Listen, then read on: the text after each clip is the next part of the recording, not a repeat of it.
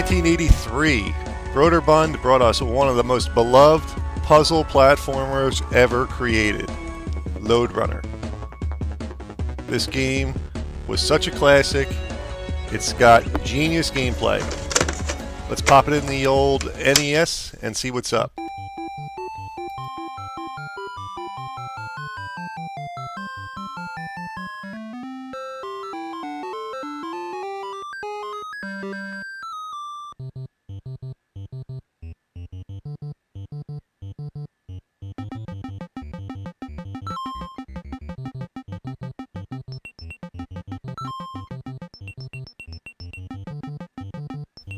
Alright, the concept of Lode Runner is quite simple. You control a guy, and you have to evade those other guys.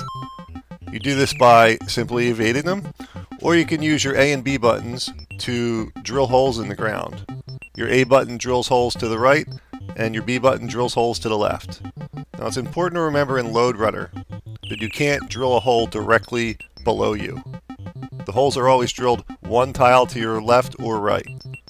Now that's important to remember because it's key in developing a good Lode Runner strategy.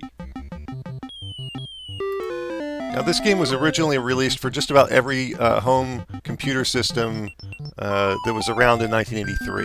And it was a huge hit because of its addictive gameplay and quite simply that. I mean, this game is fun to play. It's fun and challenging, and it's a good time to waste a couple of hours trying to see how far you can get in Lode Runner. But right here you're looking at the Nintendo port of the game, which is significantly different graphically to the computer version. The computer version used more or less stick figures for the characters in the game, where we see a very Nintendo stylized character conception. Now in Lode Runner, as you navigate the various courses, your goal is to pick up those what looks like piles of grain, but it's actually gold. And if you'll notice when you're playing, that if the enemy characters walk over your gold, they can take it, and they may take it and move it and drop it somewhere else. So that provides a little bit of extra challenge in navigating the courses, and also prevents you from just memorizing set patterns. Now there's one thing I'd like to mention about Lode Runner's gameplay, and it's kind of unique in this aspect in that it's a platformer that you can't jump in.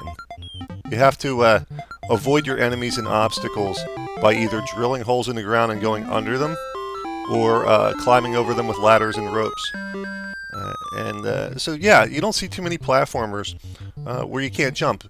In fact, the only one I can think of off the top of my head besides the Lode Runner series would be Bionic Commando. But Bionic Commando is not really a platformer, it's more of an action shoot-'em-up game.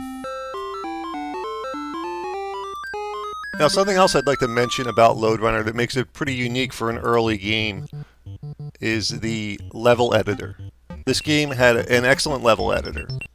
Now it's true on the Nintendo NES version of the level editor of Lode Runner, the gameplay screen area is not as extensive as the one you see in normal gameplay. In fact, you only have one television screen width to work with, whereas in the actual game levels in the game scroll quite a bit to the left and right, providing a much bigger gameplay area. But for a game that was developed and released in 83, and for the Nintendo I think it came out about 85 or so, you're seeing something that was fairly unique. Now it's certainly not the first home video game to have a level editor. I think that award goes to Casey Munchkin for the Magnavox Odyssey sometime in the late 70s. But this is certainly an early one. It wasn't a very common feature, but it was a very cool feature. Now, the level editor is crude by today's standards. You have to scroll through your options for each tile by using the A and B buttons. But it is effective, and it's actually kind of fun to design a small little level. You can put in a couple of different enemies. I think it only allows you to put in up to 3 enemies.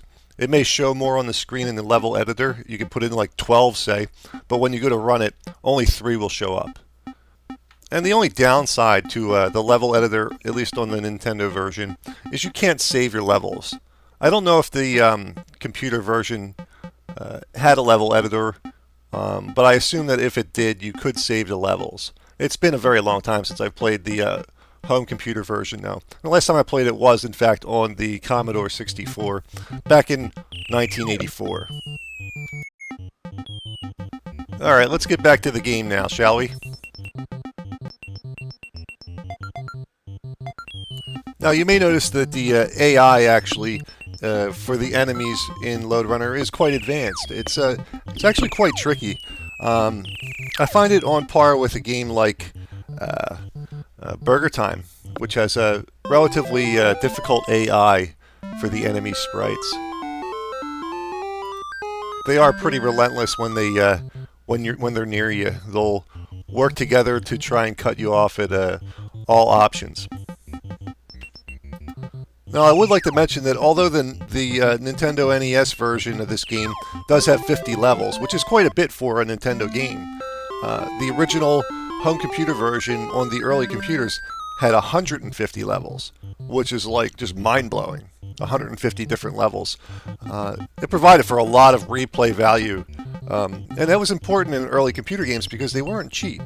So you wanted to get the most bang for your buck out of some of the earlier games. And this is, Lode Runner definitely provides that. So if you get a chance, definitely pick up this game. It's a classic. I'm Dommy from Classic Games Revisited. Until next time.